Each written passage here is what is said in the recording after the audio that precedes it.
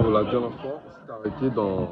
On avait fini Genèse 17, on avait parlé de la circoncision et le fait qu'il fallait rentrer dans la nouvelle alliance, la nouvelle circoncision. Maintenant, on va aller dans le livre de Genèse 18, versets 1 à 5. C'est le livre Genèse 18, 1 à 5. L'Éternel lui apparut par une échelle de Mamré, comme il était assis à l'entrée de sa tente. Il leva les yeux et regarda, et voici trois hommes étaient debout près de lui. Quand il les vit, il courut au-devant d'eux, s'exécuter de sa tête, et se prosterna. Et il dit, Seigneur, si j'ai trouvé grâce à tes yeux, et au nom de ton serviteur, permettez qu'on apporte un peu d'eau pour vous laver les pieds et reposer-vous en sécurité. J'ai reçu le morceau de pain pour votre cœur, afin que continuerez votre route, car c'est pour cela que vous restez près de l'Éternel. Ils répondirent, fais comme tu as dit. Amen. On voit bien qu'Abraham a grandi spirituellement. Il était en capacité de voir que les trois hommes, en fait, qui étaient debout près de lui, en fait, n'étaient pas des gens normaux. Ce sont des gens qui étaient spéciaux, comme je pourrais le dire. Et par la suite, il dit que dans le verset 2, il dit que quand il les vit, il courut au-devant d'eux, depuis l'entrée de sa tente, et se prosterna en terre, et il dit, Seigneur, si j'ai trouvé grâce à tes yeux, ne passe point, je te prie, loin de ton serviteur. Dans ce passage, il y a trois hommes, mais un de ces trois hommes, en fait, c'est l'Éternel. Et la personne, en fait, à qui il s'adressait, c'était à une personne, non les trois hommes que nous voyons. Et ce que j'essaie de vous dire, c'est que lorsqu'il va devant le Seigneur, il va leur dire, ne passe point, je te prie, loin de ton serviteur, permettez qu'on apporte un peu d'eau pour vous laver les pieds. On voit bien que Abraham commence à juste prendre soin, en fait, de l'homme devant lui. Il prend soin, en fait, de la théophanie. L'Éternel qui s'est manifesté dans la chair, en fait. Il prend soin de l'Éternel. Il lui amène en fait vers chez lui et lui amène et prend soin de lui. Et c'est ça que nous devons faire, en fait, lorsque nous rentrons dans la prière. Dans la prière, lorsque on prie, on doit amener la présence de Dieu dans notre champ. On doit amener Dieu à venir vers nous. Et tu vas voir que Abraham commence à prendre soin, en fait, de l'Éternel. Il lui dit que permettez qu'on apporte un peu d'eau pour vous laver les pieds et reposez-vous sur cet arbre. J'irai prendre un morceau de pain pour fortifier votre cœur, après quoi vous continuerez votre route, car c'est pour cela que vous passez près de votre serviteur. Et on voit bien qu'il prend soin de l'Éternel, qui lui dit que littéralement qu'il va faire un morceau de pain. Il peut prioriser en fait le fait que l'Éternel est là et passer du temps avec lui. Et c'est ça que nous devons faire dans notre temps de cœur. Nous ne devons pas être pressés en fait à passer à autre chose, mais juste rester dans sa présence. Prendre le temps de réaliser qu'il est au milieu de nous. Prendre le temps que nous parlons à l'Éternel et commencer à juste passer un bon moment avec lui. Car il aime en fait lorsque on prend soin de lui. Et par la suite, ils répondirent, fais comme tu l'as dit. L'Éternel va accepter cela. Parce qu'Abraham n'était pas, Abraham n'était pas une personne inconnue de l'Éternel. L'Éternel connaissait Abraham et Abraham connaissait l'Éternel. Il va voir que Abraham va agir d'une bonne façon et l'Éternel va dire, fais comme tu l'as dit. L'Éternel va accepter ce que Abraham fait. Et par la suite, au verset 6 jusqu'à 8, la Bible dit qu'Abraham alla promptement dans sa tente vers Sarah et vit trois mesures de fleurs de farine, pétrit et fait des gâteaux. Et Abraham courut à son troupeau, prit un veau tendre et bon, et le donna à un serviteur qui se hâta de l'apprêter. Il prit encore de la crème et du lait avec le veau qu'on avait apprêté et les mit devant eux, et se tint lui-même à leur côté sur l'arbre, et il mangeait. On voit bien qu'il ne donne pas n'importe quoi à l'Éternel. Il donne littéralement un gâteau, il divise 3 mesures de fleurs de farine pétrie et fait des gâteaux. En fait, il donne quelque chose qui va lui rendre plaisir, en fait, quelque chose qui est agréable à manger. Lorsque nous allons devant l'Éternel, en fait, dans la prière, nous devons aussi donner un sacrifice devant lui. Quelque chose qui est agréable aux yeux de l'Éternel. Ne pas seulement donner quelque chose qui ne coûte rien, mais donner quelque chose qui nous coûte, quelque chose qui va lui faire plaisir. Et tu vas savoir en fait que tu fais un effort. Abraham, en fait, a fait un effort. Il est allé voir sa femme pour lui dire de faire des farines et de faire des gâteaux. Et cet effort, en fait, c'était pour offrir à l'Éternel. Donc, lorsque nous voulons dans la prière, nous devons offrir quelque chose qui valait la peine, offrir de l'effort. Et par la suite, il va manger avec l'Éternel. Et après avoir passé ce temps, en fait, avec l'Éternel, après avoir donné, en fait, quelque chose à l'Éternel et être avec lui, par la suite, l'Éternel va parler, il va lui dire, lui dire, est Sarah, ta femme. Après avoir passé ce moment, l'Éternel va littéralement dire, où est ton problème?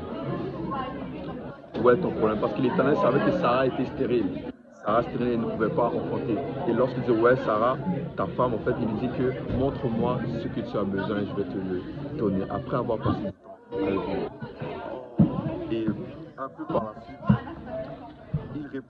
Abraham répondit, elle est là dans la tente. L'un d'entre eux dit, je reviendrai vers toi à cette même époque, et voici Sarah, ta femme, aura un fils. Sarah écoutait à l'entrée de la tente qui était derrière lui. On voit bien qu'après que Abraham a passé du temps avec l'Éternel, littéralement l'Éternel va lui dire que qu'est-ce que tu as besoin. Il va commencer à prendre ses besoins, va commencer à chercher quel est son problème, qu'est-ce qu'il a besoin.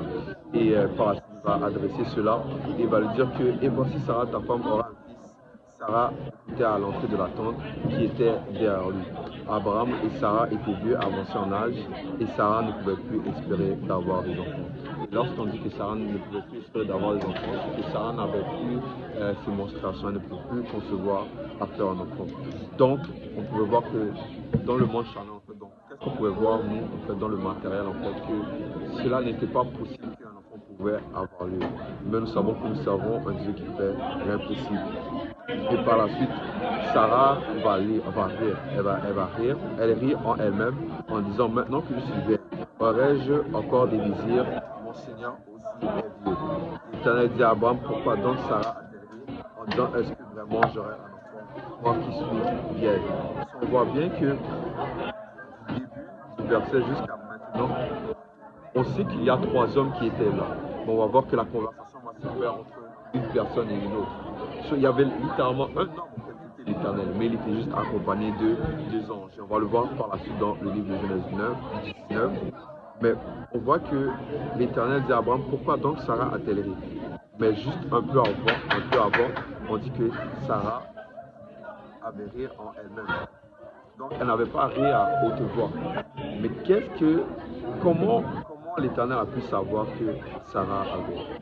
Parce que l'Éternel, en fait, était en mesure de pouvoir savoir plus loin de ce qui était visible. L'Éternel, en fait, c'est quelqu'un qui connaissait toutes les choses. L'Éternel, en fait, est omniprésent et omniconscient. Il sait toutes choses. Et même avant que tu prononces une parole, en fait, il sait déjà ce que tu vas prononcer. Et nous le voyons dans le livre de Psaume. On va aller vite dans le livre de Psaume.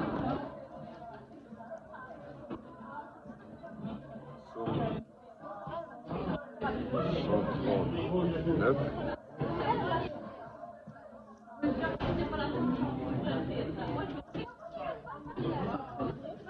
Ah, peux-tu les lire?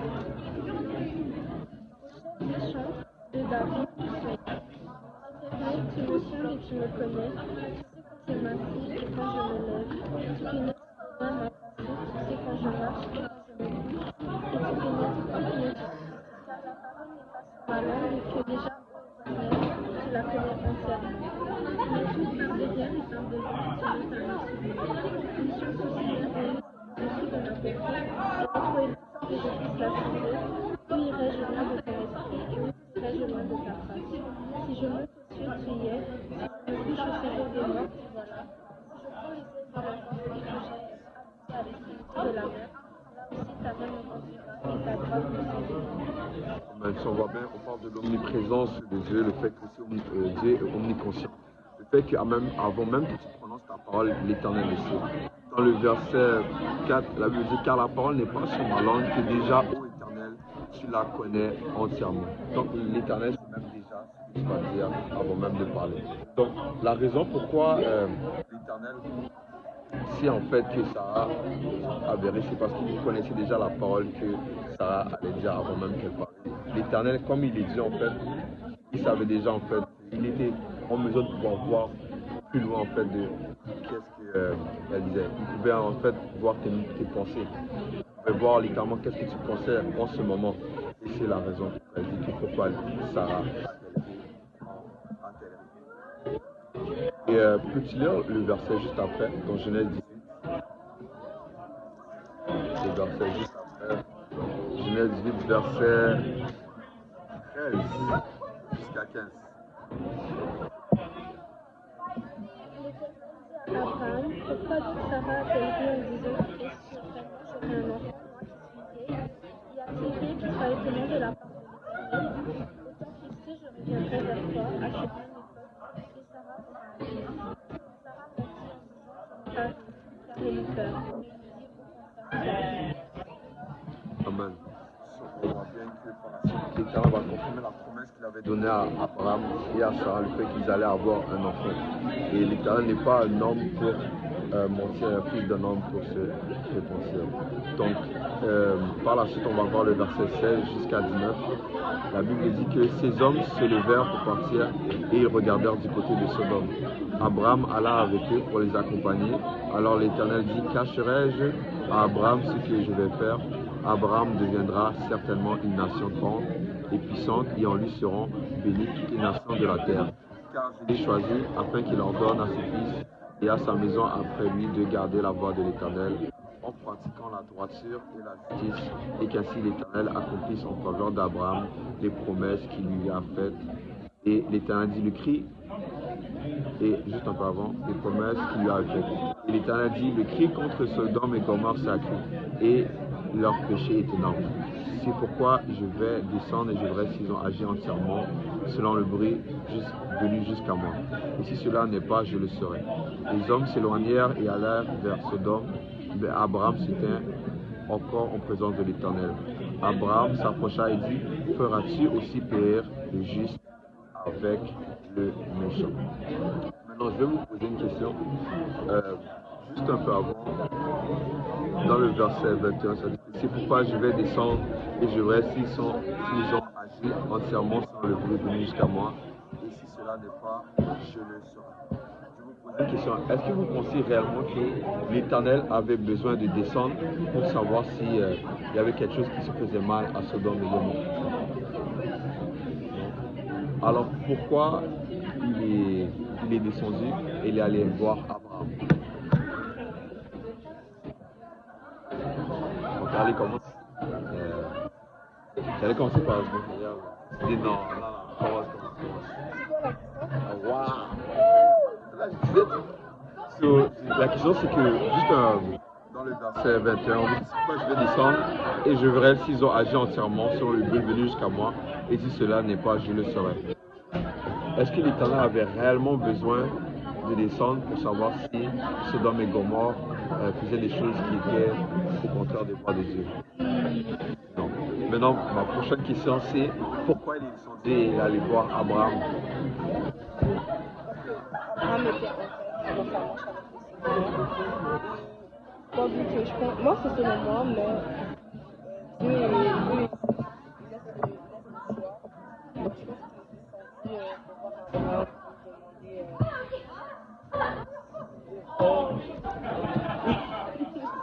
Je sais pas. Je sais pas, de là. Ouais, essaye-moi, il n'y a pas de mauvaise réponse. On est là pour apprendre.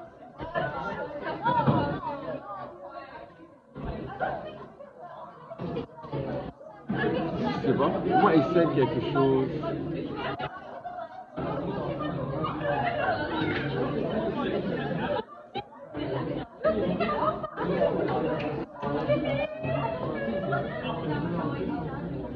Tu veux voir? Je vais essayer.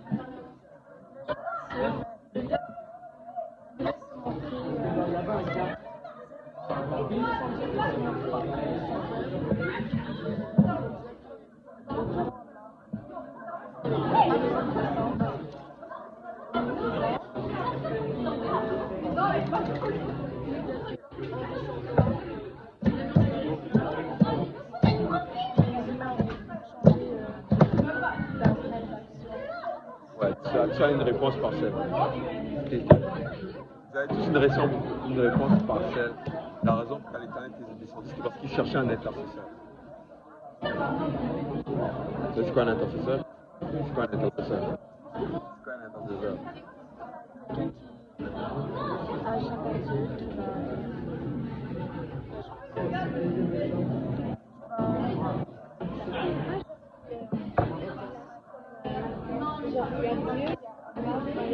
Comme ce qui se met entre les deux. Genre, plus simplifié. C'est littéralement, il y avait quelque chose une conséquence qui allait. L'intercesseur va juste rentrer pour faire cette station de direction. Pour que ça ne s'accomplisse pas. Comme ça, je peux dire qu'il y a un intercesseur. Donc c'est ça, intercéder. Ouais, c'est on t'interrompt quelque chose. Littéralement, il y a quelque chose qui va dans la direction, tu te mets au milieu, que ça change de direction, ça change. Tu as compris? So, l'Éternel est descendu pour pouvoir trouver quelqu'un pour intercéder. Et c'est pour ça que dans le livre de 2 Pères 39, on dit que l'Éternel ne tarde pas à l'accomplissement de sa promesse. Et un petit peu, on va dire qu'il ne veut que nul ne périsse. En fait, l'Éternel va toujours attendre que quelqu'un se répanse. Il va toujours donner le choix. Et la raison pour laquelle il est passé par Abraham, c'est parce qu'il cherchait en fait quelqu'un qui allait intercéder pour que il ne détruise pas Sodome et Gomorrhe. L'Éternel sait toutes les choses. Donc il savait que Lot était à Sodome et Gomorrhe. Il savait qu'Abraham, comme tu l'as dit, quelqu'un qui était intègre et juste, en fait, la chose qu'il allait faire, on s'est rendu en fait, si tu connais en fait qu'un membre de ta famille est à un endroit, tu ne vas pas juste laisser ça comme ça. Par amour, en fait, tu vas essayer de permettre que la personne puisse être sauvée. Et juste un petit peu après, on va voir que Abraham va vraiment commencer à intercéder. Dans le verset 24, on va commencer le verset 24, ça dit que peut-être y a-t-il 50 justes au milieu de la ville, et les feras-tu périr aussi, et ne pardonneras-tu pas à la ville à cause des 50 justes qui sont au milieu d'elle? Faire mourir le juste avec le méchant, en sorte qu'il en soit du juste comme du méchant. Loin de toi cette manière d'agir, loin de toi celui qui juge toute la terre, nécessitera-t-il pas la justice? Et l'Éternel dit, si je trouve dans Sodome 50 justes, au milieu de la ville, je pardonnerai à toute la ville à cause d'eux. Abraham reprit et dit, voici, j'ai osé parler au Seigneur, moi qui ne suis que pour descendre peut-être des 50 justes, en manquera-t-il 5? Pour 5 détruiras-tu toute la ville, et l'Éternel dit, je ne détruirai point. Si je trouve 45, excuse-moi, si je trouve 45 justes, et il va continuer à parler, Donc on voit bien qu'Abraham va commencer à juste intercéder pour que Sodome et Gomorrhe en fait, ne soient pas détruits. Il va dire s'il y a 45 justes, 30 justes, il va descendre, il va descendre, il va descendre, il va descendre. Et on voit que c'est donnant-donnant. C'est donnant-donnant. Premièrement, l'Éternel va venir parce que l'Éternel voulait que Abraham intercède. Mais lorsqu'il va venir, Abraham va commencer à juste prendre soin de l'Éternel, à l'amener dans sa place, l'amener dans sa maison, commencer à lui offrir en fait quelque chose, commencer à lui offrir son temps, pour faire quelque chose, faire un sacrifice pour lui. Et par la suite, l'Éternel va aller chercher son problème. Et il y a un verset dans le livre de Psaume 37 qui dit que si le fait de l'Éternel tes lys, Mets ta confiance à l'Éternel et il agira. C'est quoi le verset après? C'est ça, ça va bien que littéralement, si tu passes du temps avec l'Éternel, si tu prends en fait ce temps avec lui, l'Éternel va vraiment chercher, va régler tes problèmes. Il va régler tes problèmes et maintenant te donner ce que tu as besoin. Mais on voit bien que cela ne s'arrête pas là. L'Éternel voulait aussi que quelqu'un arrive à la repentance. Donc on voit qu'il voulait aussi que le salut rentre en fait dans la communication entre les deux. Il ne voulait pas que ce soit juste concentré sur Abraham. Il voulait aussi que quelqu'un puisse être sauvé. Donc, lorsque nous prions, nous ne devons pas rester toujours sur nous. Commencer à prier, roi, donne-moi les moyens, j'achète un condo, j'achète telle chose, je donne ça dans mon business, et que tu ne donnes pas en fait l'opportunité dans ta prière, tu ne donnes pas en fait ce moment pour qu'une âme puisse être sauvée. L'Éternel n'est pas seulement l'Éternel ne va pas se manifester sur toi, mais il va aussi être concentré sur ce que tu peux faire pour atteindre une autre personne. Son but, en fait, ses yeux en fait, sont portés en fait, sur les âmes, sur en fait, que quelqu'un puisse arriver à la repentance. Donc, c'est pour ça que si l'Éternel te donne, il faut aussi que tu donnes en retour. Dans le livre de Luc 12, verset 40. Peux-tu aller dans le livre de Luc 12?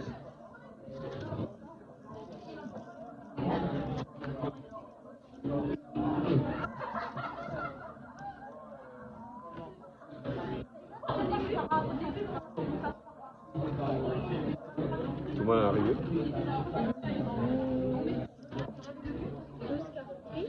Ouais. Luc 12, verset 48. Mais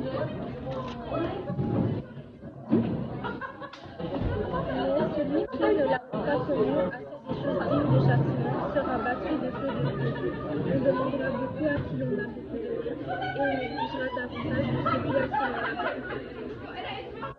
Parfait. On doit beaucoup à ceux à qui l'on a beaucoup donné. Donc, ce que l'Éternel t'a donné, en fait, il faut que tu produises avec cela. Tu ne peux pas être un chrétien, recevoir et ne jamais donner. Alors que l'Éternel veut que tu te donnes. Il faut que tu produises des fruits. Une semence, en fait, qui a été mise, n'est pas là juste pour rester là. Mais c'est pour que par la suite elle grandisse et produire des fruits. Vous me suivez? Si littéralement, lorsque tu portes une semence, en fait, littéralement, lorsque Dieu porte une semence en toi, en fait, ce n'est pas juste là pour que ça reste là. Il faut que ça produise par la suite. Donc, mais quand l'Éternel est venu devant Abraham, quand il est venu devant Abraham, certes, Abraham l'a pris, il a passé du temps, c'est ce que nous devons faire dans la prière, et par la suite l'Éternel est venu en fait régler son problème. Mais cela ne s'arrête pas là. L'Éternel voulait aussi que quelqu'un arrive à la repentance, il voulait aussi que quelqu'un en fait retourne de ses voies, il voulait que en fait Sodome et Gomorrhe ne soient pas réellement détruits. Et par la suite il va passer par Abraham pour qu'il puisse intercéder. Donc, si l'Éternel met une semence en toi, que ce soit en fait don un don, que ce soit un don, un talent ou le fait que tu as un ministère, que ce soit l'intercession, que ce soit l'évangélisation, que ce soit la chorale, cette chose que l'Éternel t'a confiée, en fait, il faut que ça produise quelque chose. Il faut que tu agisses. Mais en fait, le résultat qui va venir, en fait, parce qu'il t'a confié, ne va pas venir de toi, mais va venir de Dieu. C'est quelque chose que nous ne devons pas oublier. Certes, l'Éternel veut que tu agisses en fait par rapport à cela. Tu vas faire un pas de foi. Mais maintenant, la chose qui va faire, en fait, le résultat, c'est l'Éternel qui va faire. Parce que l'Éternel va agir à travers toi pour que maintenant tu puisses en fait porter quelque chose. Mais Dieu veut que tu agisses en fait. Dieu veut que tu vas et vas faire quelque chose. Dieu veut en fait que tu offres quelque chose. Mais la chose que tu vas faire, l'Éternel va juste compléter cela. Parce que certes, Abraham a intercédé, mais c'est l'Éternel en fait qui a envoyé les anges. C'est l'Éternel qui va faire en fait toute la manœuvre. Mais l'Éternel a juste besoin que tu fasses quelque chose. Que tu ne restes pas tiers, que tu ne restes pas immobile, que tu ne restes pas à ta place, que tu ne fasses quelque chose. On va aller dans le livre de Genèse 19.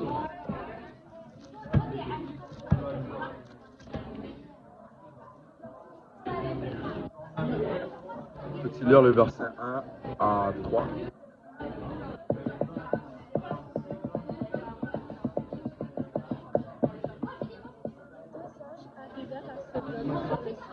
Lot était assis à la porte de Sodome.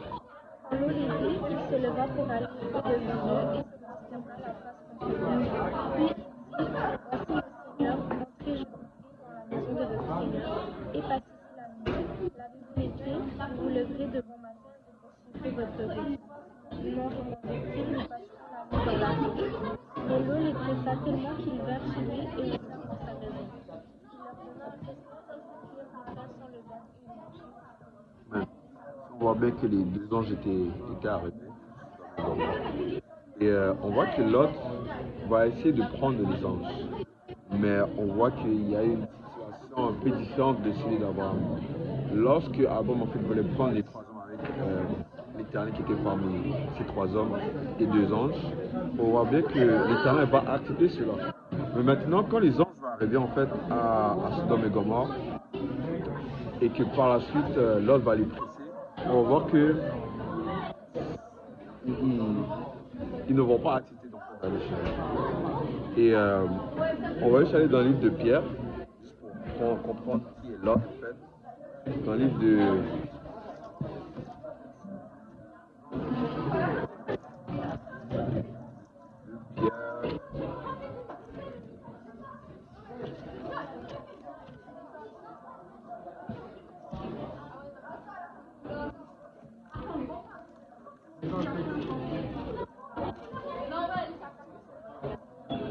Pierre.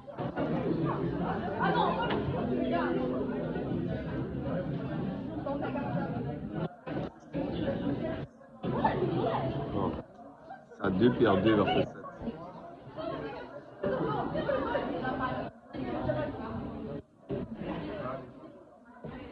Pierre 2, verset 7. Quelqu'un peut le lire?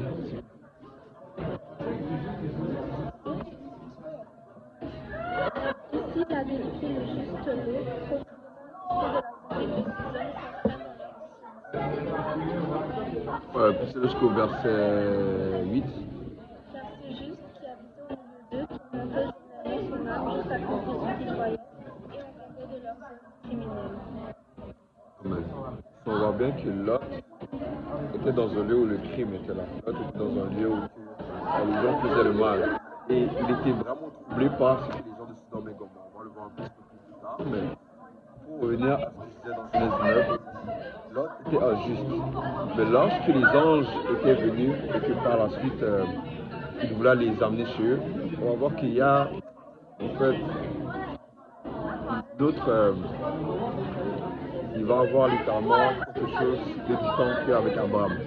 Quand Abraham en fait a vu les trois hommes et que par la suite les trois hommes sont venus et qu'après il les a amenés chez eux, les trois hommes voulaient aller chez eux. Maintenant, avec les deux anges, on voit qu'il y a une situation différente. Parce que les deux anges étaient là pour accomplir une mission.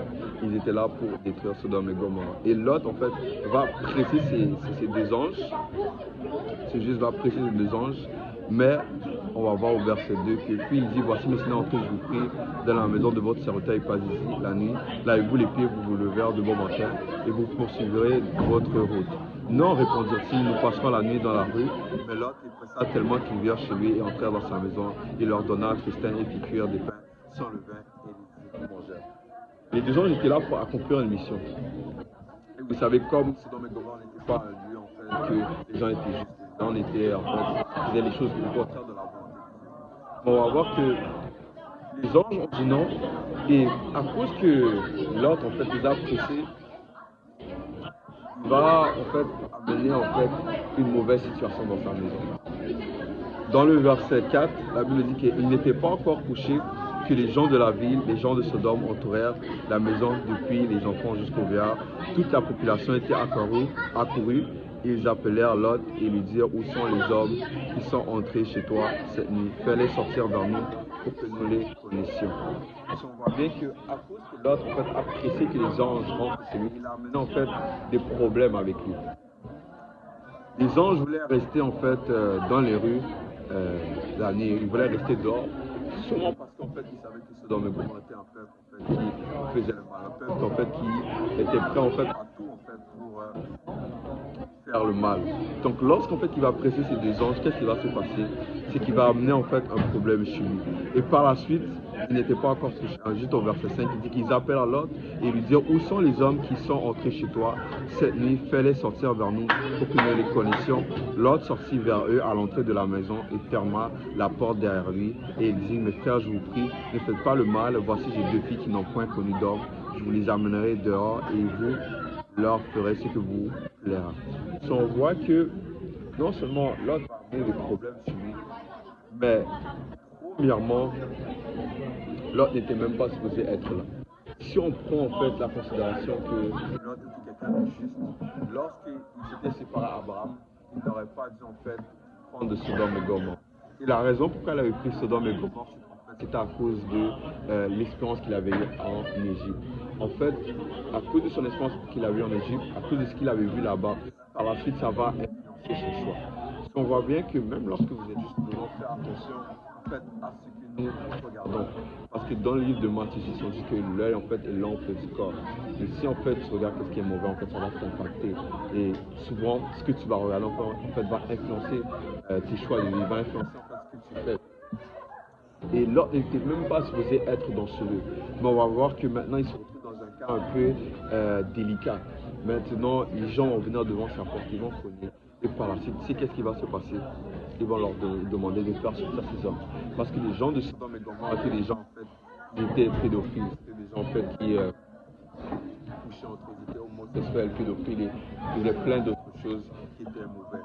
Et l'autre était un peu troublé par cela, comme on a vu dans le livre de 2 Pierre 2, verset 7. Mais sachez qu'il va aussi faire une mauvaise action. Il va donner en fait ses deux filles. Il va en fait offrir ses deux filles. Voici, j'ai deux filles qui n'ont point connu d'homme. Je vous les amènerai dehors et vous leur ferez ce qu'il vous plaira. Seulement ne faites rien à ces hommes puisqu'ils sont venus à l'ombre de mon toit. On va juste aller dans le livre de Timothée.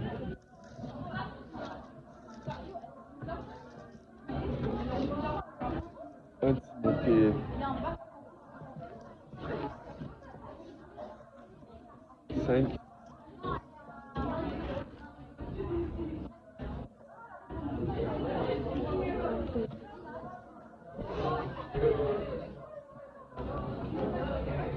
1 Timothée 5, verset 8. You can read. Yeah, tu dois te faire. Si quelqu'un n'a pas soin de sien, et principalement de ceux de sa maison, il a renié la foi. Et il peut être fidèle. Amen. Si on voit bien qu'en fait, il faut que tu prends soin de ta famille, il faut que tu prends soin, tu les protèges. En tant qu'homme de Dieu, en tant que père de famille, en fait, tu dois être en mesure de pouvoir prendre soin de ta famille, de les protéger. Et l'autre, en fait, avait quand même quelques principes. Il a gardé ses filles vierges jusqu'à ce moment. Mais on voit que maintenant, il va les offrir. Et c'est en fait quelque chose qui a en controverse, c'est quelque chose qui va en contradictoire de ce que Dieu veut. Certes, c'était bon qu'il garde en fait ses filles vierges, mais il fallait aussi qu'il les protège. Tant que l'autre va agir d'une mauvaise façon, l'autre va travailler en fait dans son rôle de père. Et par la suite, qu'est-ce qui va se passer? Tu lire le verset juste après, dans Genèse 19, après que l'autre va leur dire que j'ai deux filles. Le verset, ça dans 1 minute.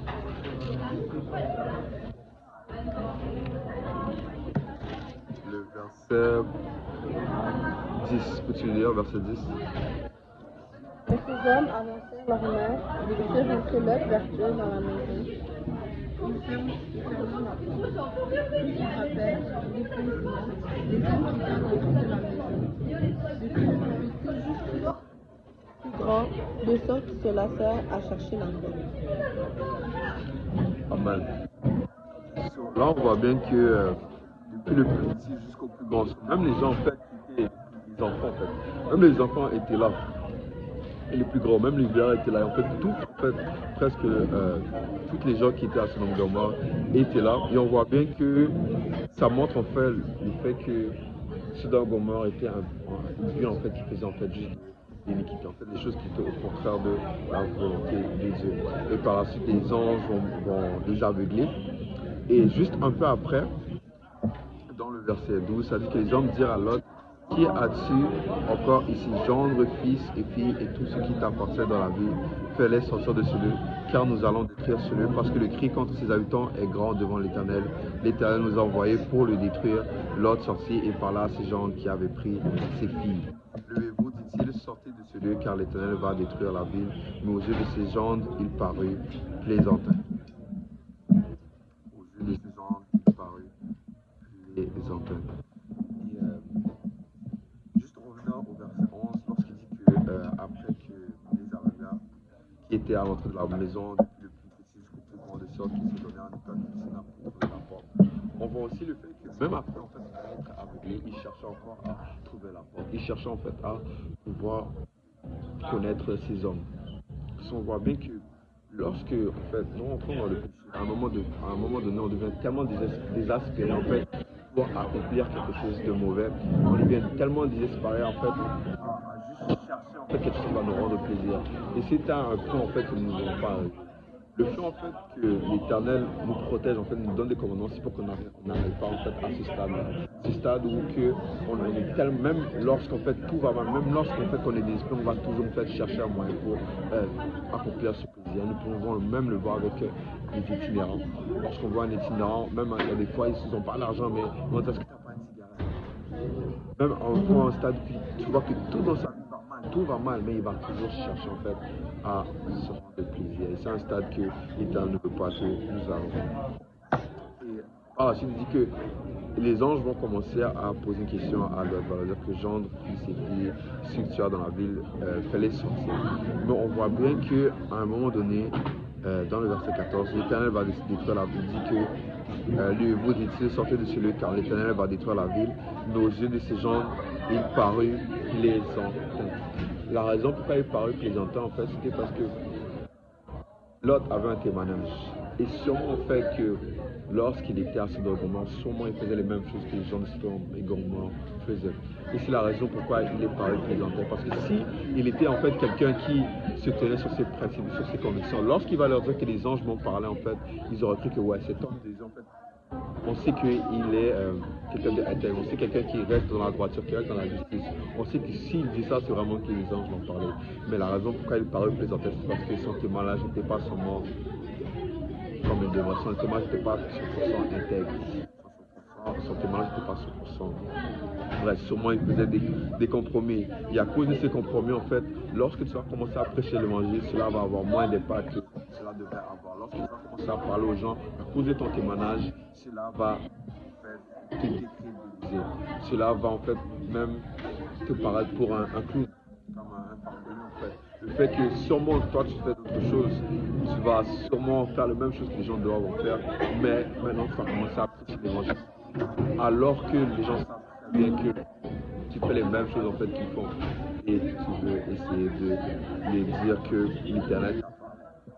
C'est pour ça qu'il faut avoir un bon témoignage. Et par la suite au verset 15, dès l'aube du jour, les anges insistèrent auprès de Lot en disant lève-toi, prends ta femme et tes deux filles qui se trouvent ici, de peur que tu ne périsses dans la ruine de la ville. Et comme il tardait, les hommes le saisirent par la main, lui, sa femme et ses deux filles, car l'Éternel voulait les parler. Ils l'emmenèrent et le laissèrent hors de la ville. Vous savez, si un ange vient me parler, il me dit que ouais, tu dois partir de chez lui et tout. En fait, par contre, je vais partir le plus vite possible. Parce que je sais que en fait, la ville va se détruire. On voit bien que l'autre va tarder. Il va ralentir, il va marcher en fait lentement. Il va dire qu'il va tarder en fait les choses. Et en fait, l'autre en fait, ne voulait pas réellement partir. L'autre tardait à cause qu'il regardait un peu en arrière. Il ne voulait pas laisser quelque chose en fait derrière lui. Et vous savez, à cause que nous tardons, cela en fait parfois nous garde en fait à rester ici.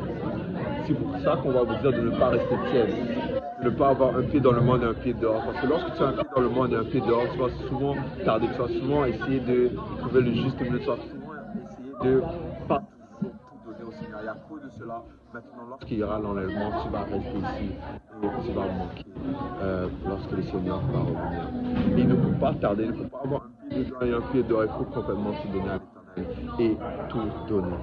Par la suite, on voit que dans le verset 16, car l'Éternel voulait l'épargner, ils l'emmenèrent et les laissèrent hors de la ville. À cause en fait que l'Éternel voulait l'épargner, à cause que Abraham avait intercédé, maintenant les anges en fait devaient en fait attendre en fait que Lot soit safe, que Lot soit en fait dans un endroit où que tout va bien pour lui. Et ils l'emmenèrent et le laissèrent hors de la ville. Hors de la ville. Après les avoir fait sortir l'un d'eux dit, sauve-toi pour ta vie, ne regarde pas derrière toi et ne t'arrête pas dans toute la plaine, sauve-toi vers la montagne de peur que tu ne périsses. Leur dit, oh non Seigneur, voici j'ai trouvé grâce à tes yeux et tu as montré la grandeur de ta miséricorde à mon regard en me conservant la vie. Mais je ne puis me sauver à la montagne avant que le désastre m'atteigne et je périrai. Si on voit bien que juste au verset, on dit que car l'Éternel voulait l'épargner, ils l'emmenèrent et les laissèrent hors de la ville. En fait, l'Éternel voulait que Lot soit dans un endroit sûr. Mais on va voir que Lot va commencer à juste parler aux anges, essayer de trouver un endroit pour aller. Et souvent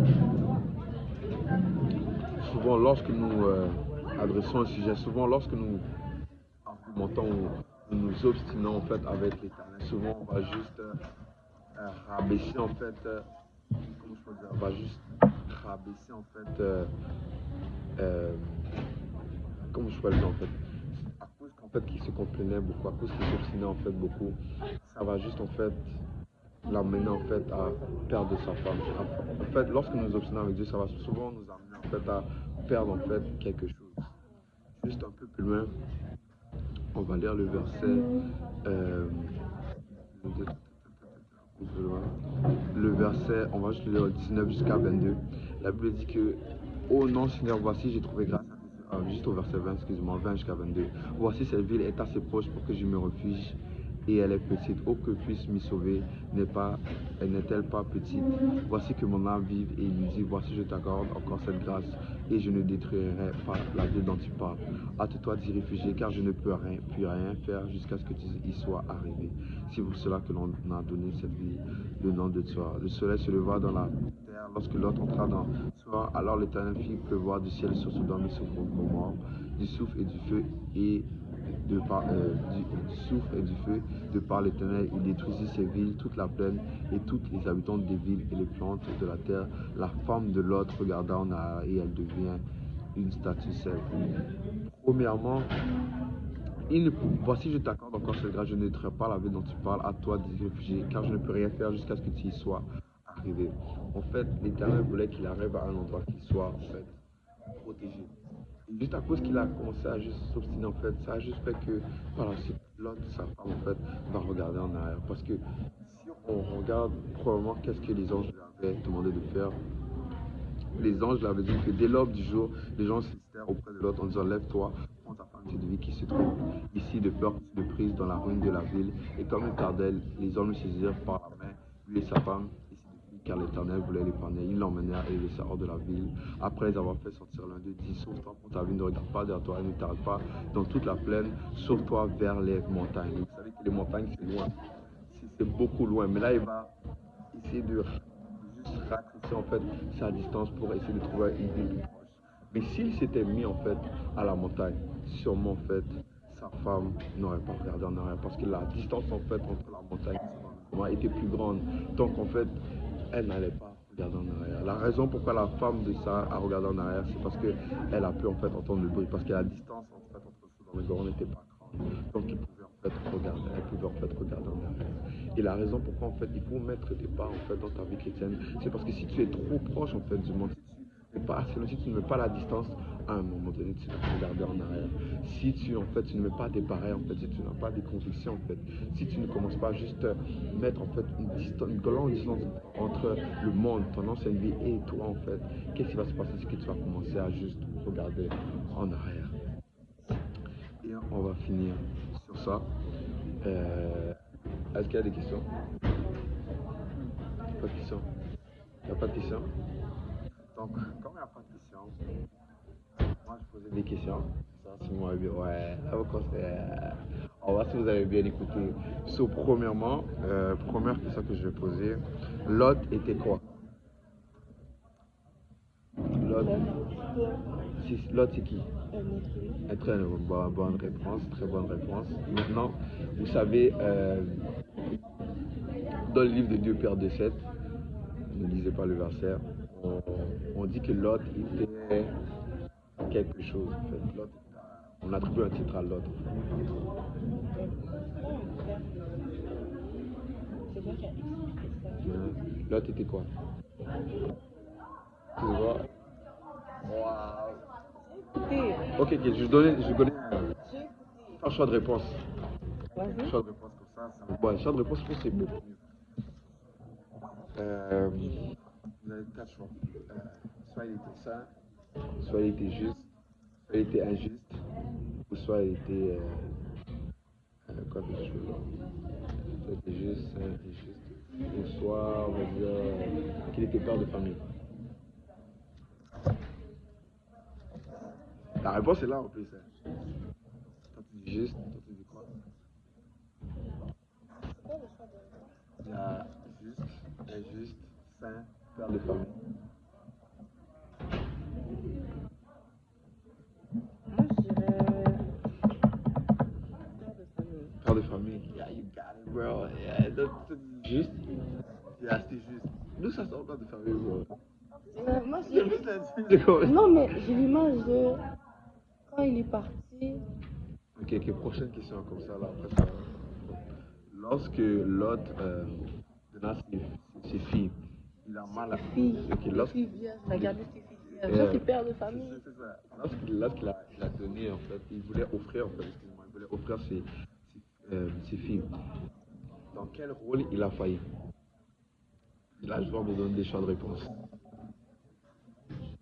Quoi, les Oh, wow, cool. En tant que frère, en tant que père de famille, en tant que... Bon, si tu trouves pas. Non. C'est des bonnes choses. Parce que... Ok, ouais. en tant qu'homme des dieux, il y a deux bonnes réponses. En tant qu'homme des dieux ou en tant qu'oncle. C'est. Oh, Ok, ok. Là, j'allais un petit peu plus loin. Dans Genèse 18, on va dire pourquoi l'Éternel est venu vers Abraham. intercédé. Tu dois intercéder. Là, voilà, un petit peu plus loin. Dans ce qu'Abraham a fait, quand tu pries à l'Éternel, c'est bien pour former la question, pour ça je ne vais pas te mélanger. Qu'est-ce que ne va pas voir dans Genèse 8, hein. Qu'est-ce que Abraham a fait lorsqu'il a amené en fait les hommes avec lui? Lorsque par la suite Abraham a dit que ouais, venez avec moi et tout ça, après qu'ils acceptèrent, qu'est-ce qu'Abraham va faire par la suite? C'est ça, moi. Ah, vous deux. C'est qui répond? Vous deux. Je donne des choix de réponse. Ouais, donne les choix de réponse, ça c'est bon. C'est après qu'ils acceptèrent. Uh-huh. C'est pas au début. On va voir qu'est-ce qu'ils ont fait au début. Après qu'ils acceptèrent, qu'est-ce qu'Abraham a fait?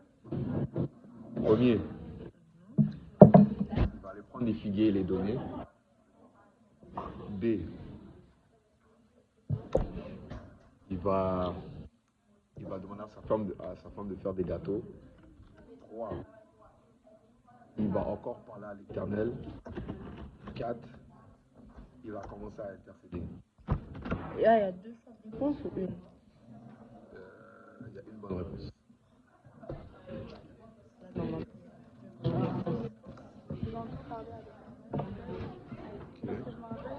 Il va réduire le nombre de personnes encore, non? C'est une question chronologique. Hein.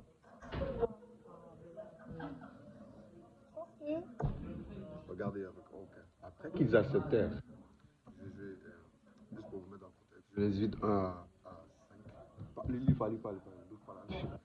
L'Éternel lui apparut parmi les chaînes de Mamré, comme il était assis à l'entrée de sa tente, contemplant la chaleur du jour, il leva les yeux et regarda, et voici 3 hommes étaient debout, près de lui. Quand il les vit, il courut au-devant d'eux, depuis l'entrée de sa tente, et se prosterna en terre.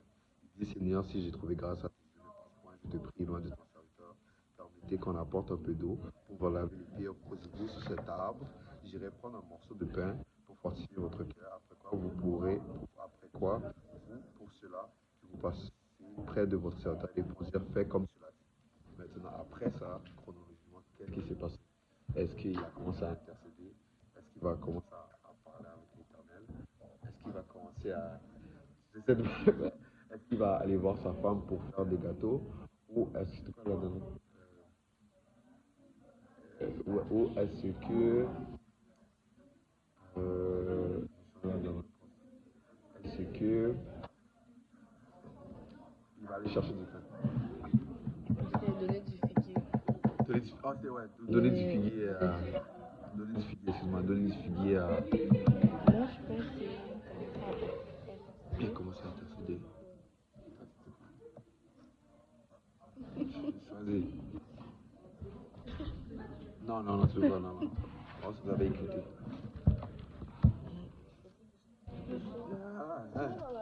C'est pas la même, ouais.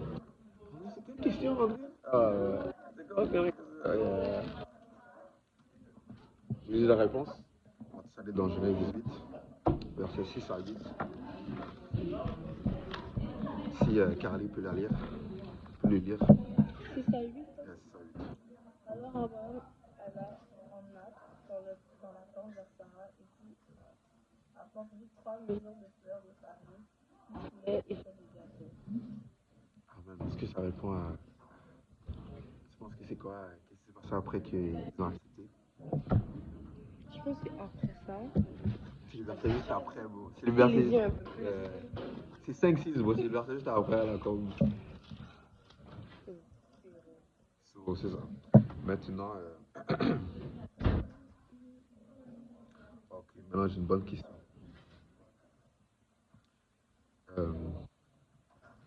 Est-ce que c'est vrai ou faux? Est-ce que Sarah avait ri à haute voix? Avec quoi? Est-ce que Sarah avait vu à Haute-Voix? Avec Ri à Ouais, Haute-Voix. est-ce que avec comme ça? Tu dis non.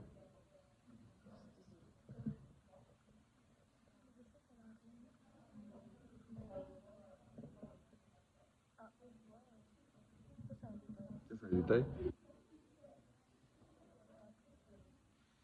Elle avait raison, non, parce qu'au verset dans Genèse 18, on va les lire ensemble. Donc, Genèse 18, verset 12, moi ça dit 12. Et c'est la Bible dit qu'elle rit en elle-même, en disant maintenant que je suis vieille encore, aurais-je encore des désirs, mon Seigneur aussi elle vit. Donc quand on dit elle rit en elle-même, c'est qu'elle rit à l'intérieur, elle n'a pas ri à haute voix. Maintenant, on va aller dans le livre de Genèse 19. Dernière question, après je vais vous laisser. Ça je l'ai dit tout à l'heure. Oh. Euh,